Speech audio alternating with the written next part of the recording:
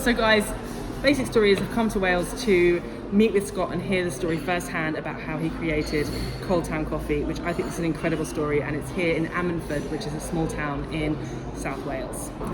Yeah, so basically like Coaltown's set off as a business with a purpose to bring a new industry to the next mining community. So Ammanford was a mining town, and the idea behind the business is to bring new jobs to the area through a new industry, and we found this really weird correlation between the old industry, which was the mining industry, having this product which is coal, and then it being called black gold, but also coffee being called black gold as well. Yeah. So it kind of links really nicely together, and we've set up a roastery. It's about 4,000 square feet. It's in the heart of Ammanford, and the idea is to employ local people and bring a new industry to the area. Was there an inherent passion for you in coffee? Where did that story start for you? So basically my mum and dad had a cafe in Ammanford, so I was brought up in that cafe, so I always loved coffee, and it was kind of like this thing I always thought I'd have a job in, you know, and I left school, failed school, and then got a job as a volunteer in the National Trust, and I thought that was awesome. It kind of gave you a lot of opportunities. They kind of gave you jobs and tasks to kind of run with, and it was far more practical than school. And I was like, wow, that practical element really kind of inspired me. We built our first roaster. Me and my dad built a roaster from parts from a Ford KA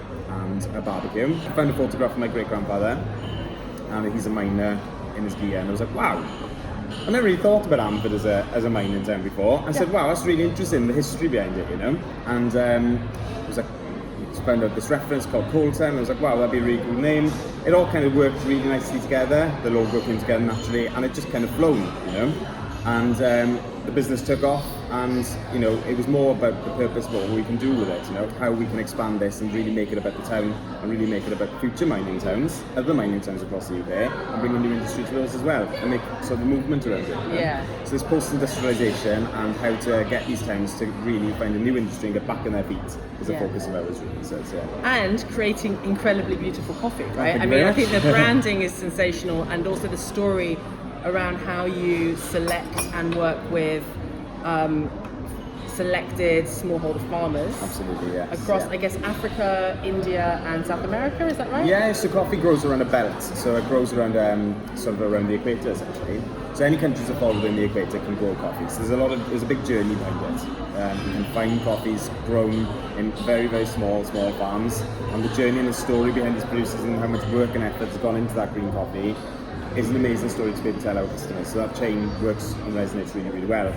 We work with a number of origin partners to be able to accredit all of our sustainability methods at origin, to make sure everything's ticked off, and these are the procurement protocols are being met. So yeah, it's a really exciting journey, Single origin coffee, because I think people often hear that, and I didn't until I was kind of before meeting you. I checked it out, but what does that actually mean? So there's a lot to single origin. Single origin essentially means it's one bean from one specific source. Okay, so you get it from one farm, but it can go down to lots of different levels. So you can either get it from a number of producers, a single origin lot from a number of producers, or you can get it right the way down to a micro lot. So you can get it right the way down to someone's back garden. Yeah. So it's really, really, really small lots. So there's a lot to it, and obviously it dictates on price. So it depends on the variety, the process, where it's grown, who grew it. So a lot of these producers get a big name for themselves, and certain varieties are more sought after than others. So that again dictates price, but that's all part of the journey of coffee, and it's all part of kind of the excitement of finding something really different, Yeah. And so do you actually go on the ground and go to the different farming? We got 2 origin trips this year planned, so there's a lot going on. And then you're literally just meeting with the farmers, looking at I guess, how they're, is the word harvesting? Yeah, so the growers, so what they do essentially, like coffee is like any other plant. There's different varieties and species of coffee, and they grow at different altitudes.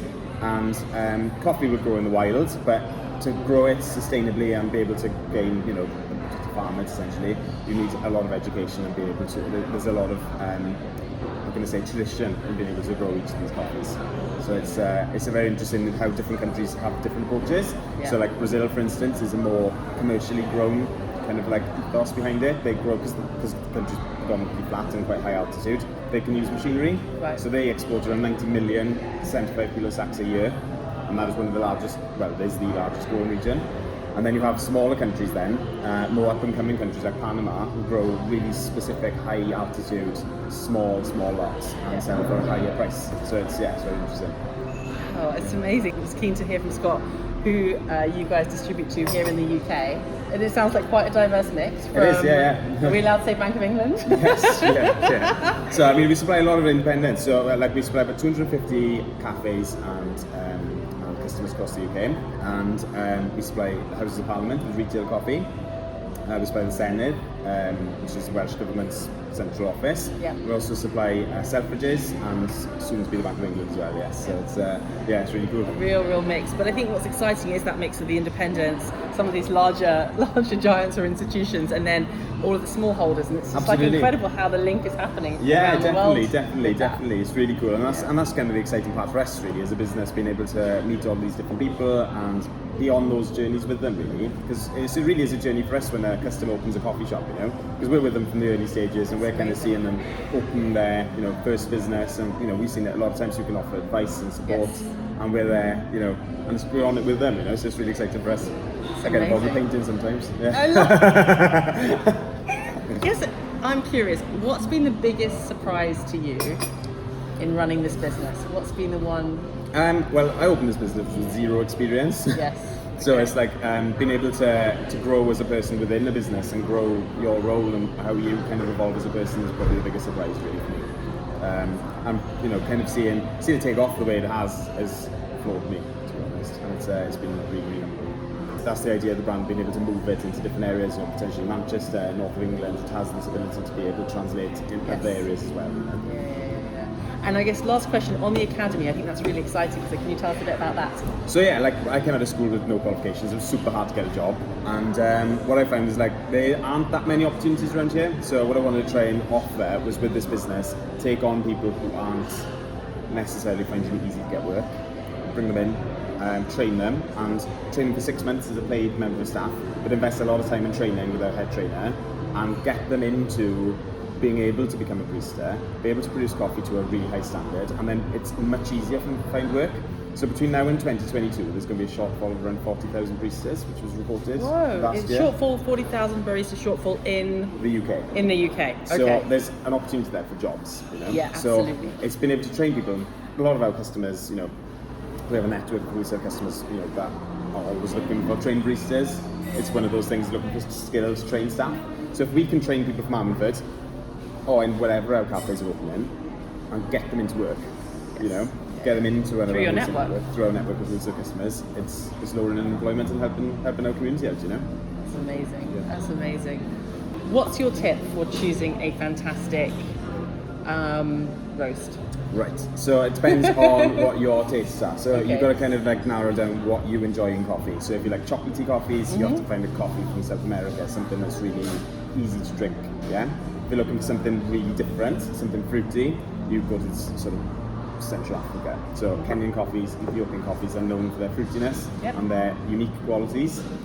For me, my favourite coffees are naturally processed Ethiopian coffee through espresso. So you kind of really got to narrow it down, kind of how you like it. Do you like coffee black? If you do, go for a lighter roasted African coffee. If you like coffee, you know, through milk, you could potentially go for, you know, chocolatey based coffee from Central America. But if you like something really wacky and different, you can get an Ethiopian coffee, naturally processed, have that through a cappuccino, and it tastes like milkshake, you know. So it's wow. Yeah, it's good. Oh, it's amazing! I love that. Amazing. Brilliant. Okay. Thank you very much. Thank you.